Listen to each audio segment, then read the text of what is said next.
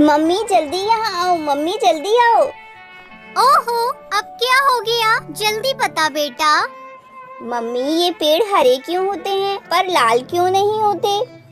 उफ, तू और तेरे सवाल। अब ये सब मुझे नहीं पता। जब शाम को पापा घर आएंगे तब उन्हीं से पूछना, ठीक है बेटा?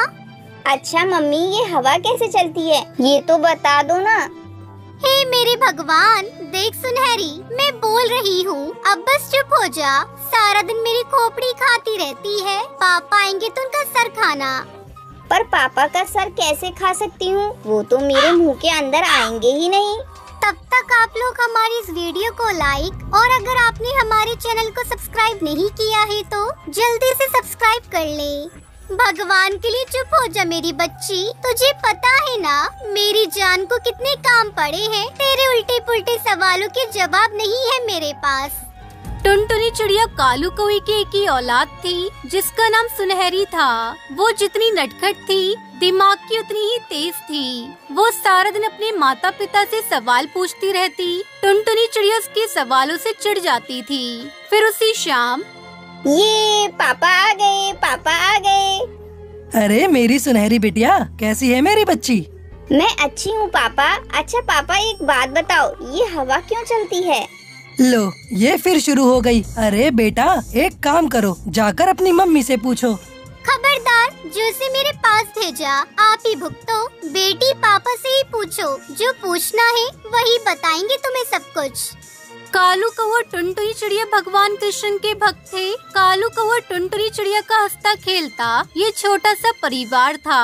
बस दिक्कत इतनी थी कि कालू की आमदनी बहुत कम थी। वो एक चाय की दुकान पर मजदूरी करता था और बड़ी मुश्किल से अपने घर का खर्च चला पाता था। कुछ दिनों के बाद जन्माष्टमी का त्योहार आया तो कालू और टुनटुनी सुनहरी चिड़िया को लेकर कृष्ण भगवान के मंदिर पहुँचे। मम्मी बताओ ना वो कौन थे? आओ मैं बताता हूँ। अब रुको, पहले ये तो बताओ कि हमारे घर में सबसे बड़ा कौन है और आपका और मम्मी का ख्याल कौन रखता है? पापा आप?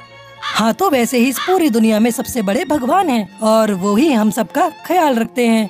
अच्छा, जैसे आप मेरे पापा हो वो सबके पापा हैं, मतलब कि बड़े वाले पापा हैं। हाँ, अब समझी तुम, शाबाश। पर पापा आपने तो कहा था कि वो सबसे बड़े हैं, पर वो तो कितने छोटे से दिख रहे थे। हे भगवान, सब समझाया पढ़ाया गुड़ गोबर कर दिया। पापा बताओ ना, वो तो मुझसे भी छोटे थे, तो वो सबसे बड़े कैसे हो सकते हैं?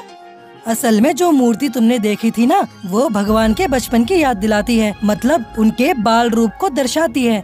अच्छा पापा, उन भगवान जी का नाम क्या है? उनका नाम गोपाल है। अच्छा, तो क्या हम उन्हें घर नहीं ले जा सकते?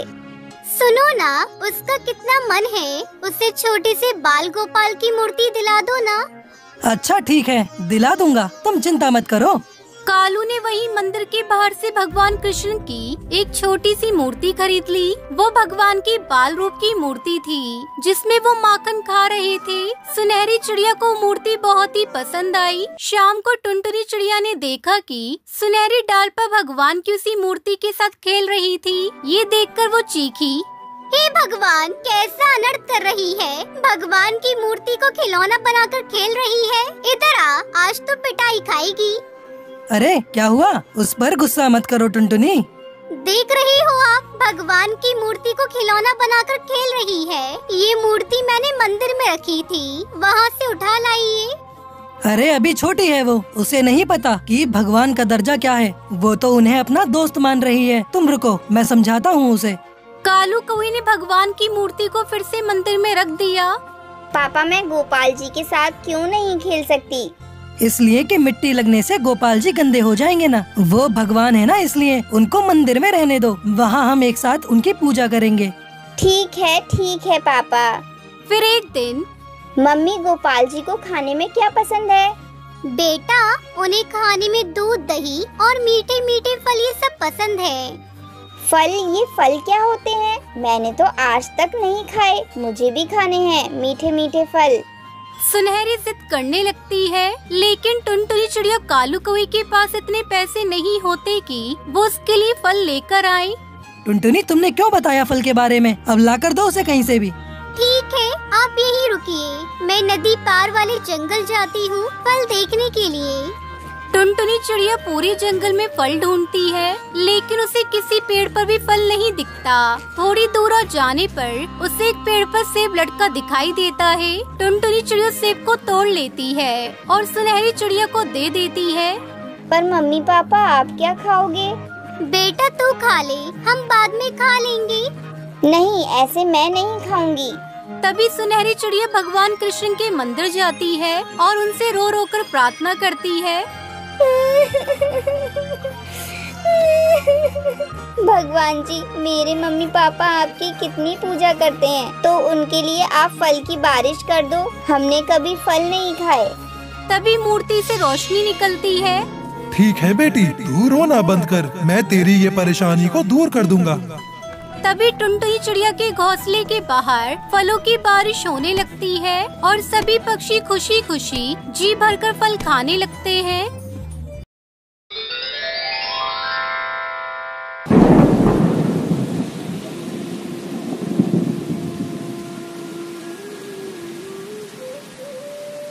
अजी सुनते हो, घर में कुछ खाने के लिए नहीं है, बाजार से जाकर कुछ खाने के लिए ले आओ। पापा आज खाने के लिए फल लेकर आना। चुप करो चुप, हमारे पास इतने पैसे नहीं है जो हम बाजार से लाकर फल खा सकें। अजी आपको जो भी लाना हो आप अपनी मर्जी से ले आना। टुनटुनी की बेटी सुनहरी चिड़िया ये सुनकर बहुत दुखी होती है। कालू कौवा मन ही मन सोचता है। तब तक आप लोग कमेंट पे बताएं 78 - 56 कितने होते हैं। मेरी बेटी का फल खाने का मन कर रहा है, लेकिन क्या करूं, उतने पैसे तो मेरे पास नहीं है। कालू थैला लेकर बाजार निकल जाता है। रास्ते में उसे बंटी कबूतर मिलता है। अरे भाई, कहाँ जा रहे हो? क्या बात है, इतने दिनों बाद दिखे हो? भाई मैं तो बाजार से सामान लेने जा रहा हूँ, और तुम कहाँ जा रहे हो? अरे भाई, मैंने सुना है जंगल में कहीं फल की बारिश हुई है, मैं वहीं ढूंढ रहा हूँ। मुझे फल खाए हुए बहुत दिन हो गए। अरे वाह, मेरी बेटी भी फल खाने की जिद कर रही थी। मुझे भी उसके लिए खूब सारे फल लेकर जाने हैं। चलो वो जगह ढूंढते हैं जहाँ फल की बारिश हुई है। दोनों मिलकर फल वाली जगह ढूंढने निकल जाते हैं। तभी बारिश होने लगती है। ऐसी बारिश में दोनों से उड़ना मुश्किल हो रहा था। अब क्या करें बंटी, ऐसी बारिश में तो हम फल नहीं ढूंढ पाएंगे। हाँ भाई, पहले बारिश को बंद होने दो, तब हम फल ढूंढेंगे। हाँ बंटी, हम बारिश के बाद ही फल ढूंढेंगे।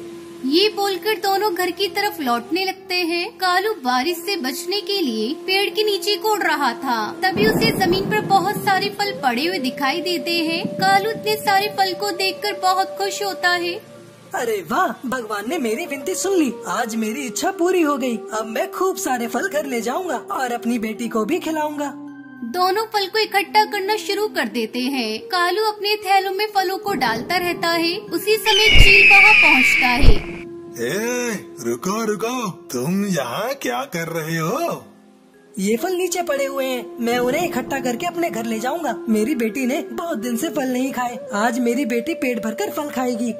तभी चील के मन में लालच आ जाता है। वो मन ही मन सोचने लगता है, मुझे कुछ तो करना पड़ेगा ताकि ये सारे फल मुझे मिल जाएं। फिर मैं इन्हें बाजार में बेचकर खूब पैसे कमाऊंगा। ए कौवे, तुमने यहाँ से फल ले जाने का साहस कैसे कर लिया? अगर मैंने तुम्हारी ये बात राजा को बता दी तो वो तुम्हें खूब दंड देंगे। चील की बात सुनकर कालू कौवा डर जाता है और कहता है, मुझसे गलती हो गई, मुझे नहीं पता था कि यहाँ से फल ले जाना मना है। तुम राजा से जाकर कुछ मत कहना। हाँ ठीक है, मैं राजा से कुछ नहीं कहूँगा, लेकिन तुम्हें मेरी एक बात माननी पड़ेगी। हाँ ठीक है, कहो कहो, मुझे तुम्हारी कौन सी बात माननी पड़ेगी? तुम इन फलों को इस टोकरी में इकट्ठा कर दो, मैं इन फलों को राजा को दे आऊँगा। ठीक है, मैं ये काम कर देता हूँ।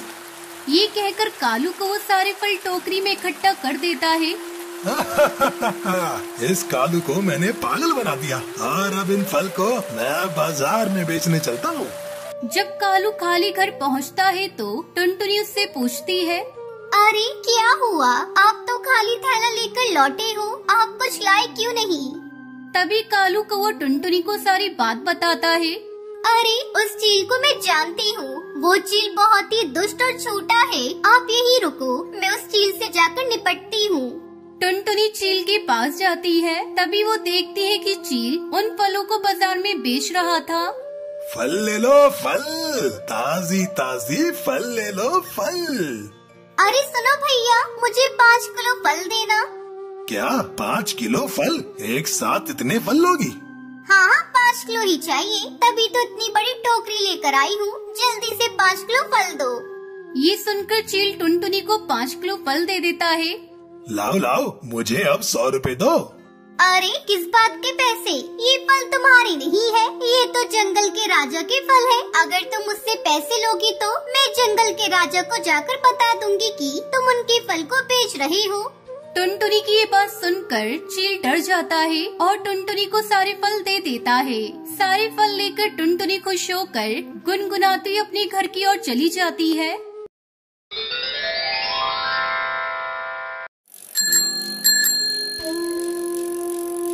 मिर्जापुर नाम के एक जंगल में टुनटुनी नाम की एक चिड़िया रहती थी। वो अपने माँ बाप के साथ रहती थी। टुनटुनी के पिता खेत में हल चलाने का काम करते थे और टुनटुनी अपने पिता की मदद करती थी। 2 दिन बाद टुनटुनी की कॉलेज फीस देने का समय आ गया था। क्या पैसों का इंतजाम किया है आपने? तुम चिंता मत करो, मैं कुछ भी करके 2 दिनों में पैसों का इंतजाम कर लूँगा। ऐसा कहकर टुनटुनी चिड़िया के पिता बड़ी बहादुरी से बात करके वहाँ से चले जाते हैं। टुनटुनी चिड़िया की माँ उनका बहुत इंतजार कर रही थी, लेकिन बहुत देर के बाद भी वो नहीं आते हैं। तब तक आप लोग कमेंट पे बताएं 94 + 70 + 7 कितने होते हैं? पता नहीं ये जंगल में घूमना कब बंद करेंगे। बेटी की फीस की कोई फिक्र नहीं है इन्हें। मैं जाकर देखती हूँ। ऐसा कहते हुए टुनटुनी की माँ खुद ही जंगल की ओर अपने पति को ढूंढने जाती है, लेकिन जंगल के आधे रास्ते पर ही एक दुष्पिल्ली उस पर हमला कर देती है और टुनी चिड़िया घायल हो जाती है। शाम को टुनटुनी चिड़िया कॉलेज से लौट कर आने के बाद अपनी माँ को ऐसा लेटा हुआ देखकर परेशान हो जाती है। अरे माँ, ये क्या हुआ आपको? आप ठीक तो है ना? ये सब किसने किया? माँ, पिताजी नहीं आए अभी तक? अरे बेटा, मैं उन्हीं को ढूंढने निकली थी, लेकिन वो कहीं नहीं दिखाई दिए और मुझ पर एक दुष्ट बिल्ली ने हमला कर दिया। बड़ी मुश्किल से जान बचाकर आई हूँ। और बेटा, डॉक्टर कह रहे थे कि अब मैं फिर कभी खड़ी नहीं हो पाऊंगी। अपनी माँ की बात सुनने के बाद टुनटुनी को बहुत दुख होता है और इतना सब होने के बावजूद भी आसपास उसके पिता कहीं पर भी नजर नहीं आए। परेशान टुनटुनी अपने पिता को हर जगह ढूंढती है। हरी काका, क्या आपने पिताजी को देखा है कहीं पर? वो अभी तक घर नहीं लौटे हैं।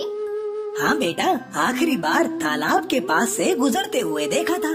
टुनटुनी चिड़िया सीधे तालाब के पास जाकर देखती है। वहाँ पर पानी में डूबकर मरे हुए पिता की लाश उसे नजर आती है। अपने पिता की लाश देखकर टुनटुनी चिड़िया बहुत रोती है। तभी भूरा कबूतर वहाँ आता है और टुनटुनी चिड़िया से कहता है, कुछ पक्षी कह रहे थे कि वो एक चिड़िया के बच्चे को बचाने के लिए पानी में कूदे थे। बच्चा तो बच गया, लेकिन वो नहीं बच पाए।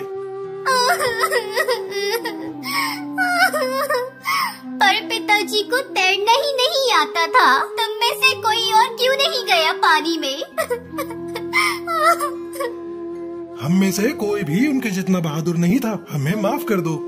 ऐसा कहते हुए सारे पक्षी मिलकर टुनटुनी चिड़िया के पिता का अच्छे से अंतिम संस्कार करते हैं। 2 दिन बाद हर अखबार में टुनटुनी चिड़िया के पिता के बारे में खबर आती है। वो देखकर टुनटुनी चिड़िया कहती है, मुझे लगता था कि अखबार वाले हमेशा बकवास खबरें ही डालते हैं, लेकिन सुबह के अखबार में कुछ अच्छी बातें भी होती हैं। ऐसा कहते हुए काफी देर सोचने के बाद टुनटुनी सुबह उठकर अखबार डालने का काम करती है। टुनटुनी हर जंगल और हर घर में घूमकर अखबार डालती है और जल्दी से काम खत्म करके अपनी माँ का ख्याल रखती है। तेरा कॉलेज का क्या हो गया बेटा? तू कॉलेज नहीं जाएगी तो कैसे होगा? स्कूल और कॉलेज में जितना सीखना था सीख लिया माँ। मैंने जो सीखा है उस पर काम करने की बारी है। आप चिंता मत कीजिए। मैं सिर्फ अखबार नहीं डाल रही हूँ, अखबार लिखकर बेचने की भी कोशिश कर रही हूँ। टुनटुनी चिड़िया अखबार डालते हुए अखबार के लिए कुछ लिखकर भेजने का काम भी कर रही थी, लेकिन उसकी कहानियों को अखबार वाले मौका नहीं दे रहे थे। एक दिन कालू नाम का एक कौआ टुनटुनी चिड़िया को अखबार डालते हुए देखता है और उससे कहता है, मैं तुम्हें 2 साल से अखबार डालते हुए देख रहा हूँ और तुम अपनी कहानी भी लिख रही हो। मैं एक सेठ को जानता हूँ, तुम चाहो तो अपनी कहानी उनके अखबार में छपवा दो। वैसे भी उन पर अभी कोई कहानी नहीं है। ठीक है कालू भैया, मैं अपनी कहानी देने को तैयार हूँ।